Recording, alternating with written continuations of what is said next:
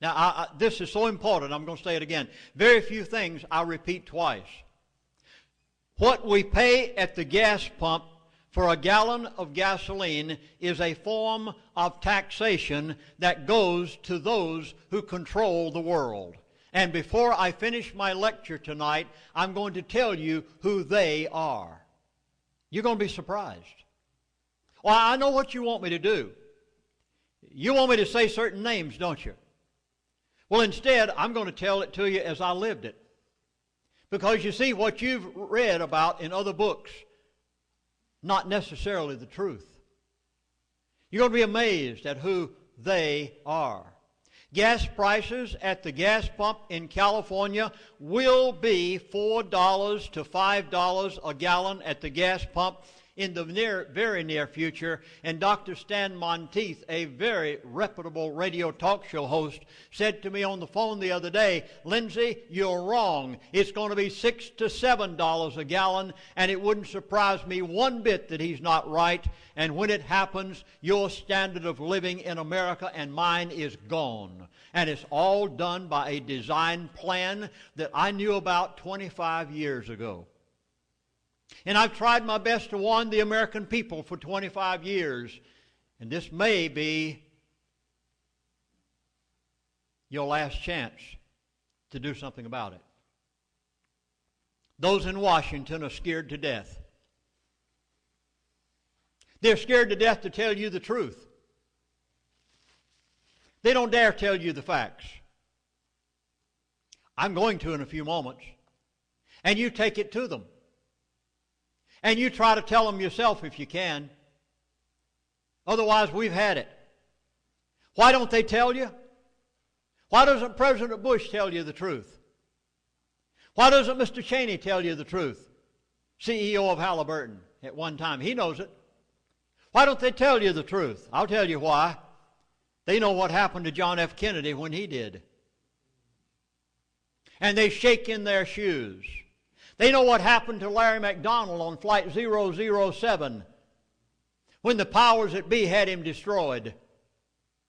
They know what happened to George Hanson, the man from Idaho who was in the Congress of the United States of America, and they destroyed him, destroyed his family, his home, his position, and after they had totally destroyed him physically and mentally, they patted him on the back and said, "Oh, George, go on. We can't find a thing wrong that you've done." Every man in Washington knows.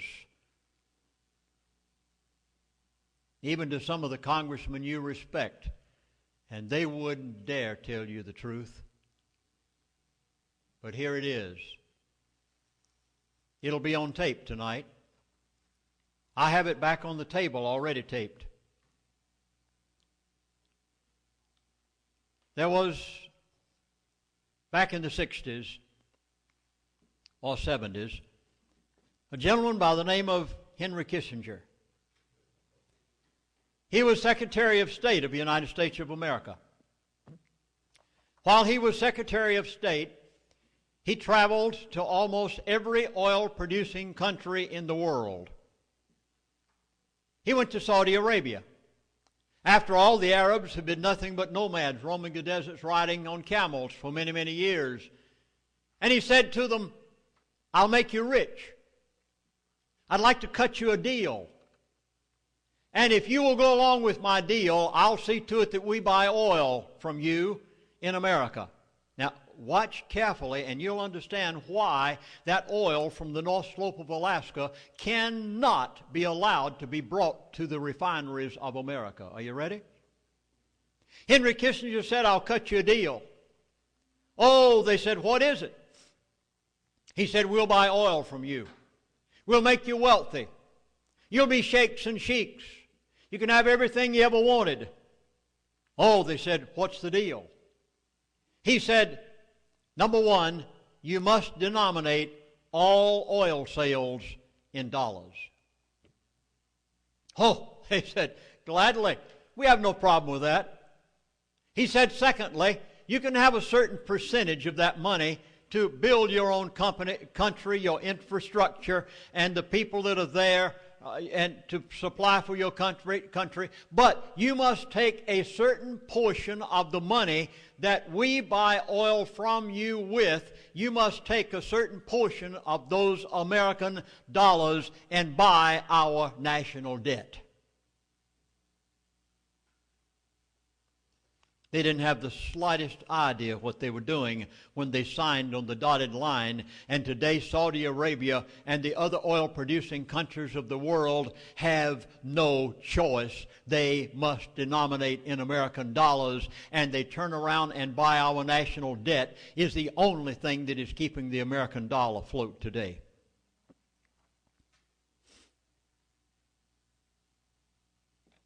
There were two countries that wouldn't sign.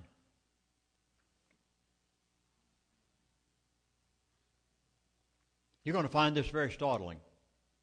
I'm going to give names and dates and places. I never did this prior to 6 months ago. I knew it for years. You see, it finally gets to a point that you have one of two choices. Either be a slave in your own land or tell the truth and hope somebody will listen to you. And that's the reason I came here tonight, to try to get a listening ear before it's too late. There were two countries that wouldn't sign on the dotted line in the days of Secretary of State Henry Kissinger. Number one was Iraq. Saddam. He was too independent. He said, I'm not going to be obligated. The largest known oil field on the face of the earth is Saudi Arabia. Second largest oil field on the face of the earth is Iraq. The third largest oil field on the face of the earth is Iran. I'm going to talk about Iran tonight. You're going to shake in your shoes when you leave from here. I'm not pulling any punches with you this evening. It's either now or never. Either something is done now or we're slaves in the very near future. Saddam said, I'm not going to sign on the dotted line. He had to be destroyed. Oh, there are a lot of people in the world just as evil as Saddam. A lot of Russian leaders that have killed more people than Saddam ever did. And yet we joined up with them in the last war. There are a lot of people in the world. Why did Saddam have to be singled out? Because he wouldn't go along. He wouldn't denominate in American dollars and buy our national debt. And President Bush Sr. had no choice but to destroy him. Now there's a name you'll want to jot down. The name is Abner Dethry. D-E-T-H-R-E-Y. I give it to you for one reason and one reason only. He appeared with me on a radio talk show just a few weeks ago. He has never done it before. He worked for the State Department and the CIA and was one of the individuals that was sent by our State Department to Saddam Hussein in February through May of 1990. To tell Saddam Hussein, our State Department will not intervene if you invade Kuwait. It was sent by our top officials and echelon to Saddam. We will not. You do remember that prior to the last war that Iraq and Kuwait were one country, and Saddam was merely going back in to take back that which had been divided after the last war. And our State Department sent the message by Abner Dethry, who appeared with me on a radio talk show. It is recorded by the talk show host, and he said he took the message to Saddam from our State Department to tell them, we will not intervene if you invade Kuwait. It was all a setup by George Bush Sr. Because on August the 1st, 1990, Iraq invaded Kuwait. It was intentional. Our State Department wanted an excuse to topple Saddam.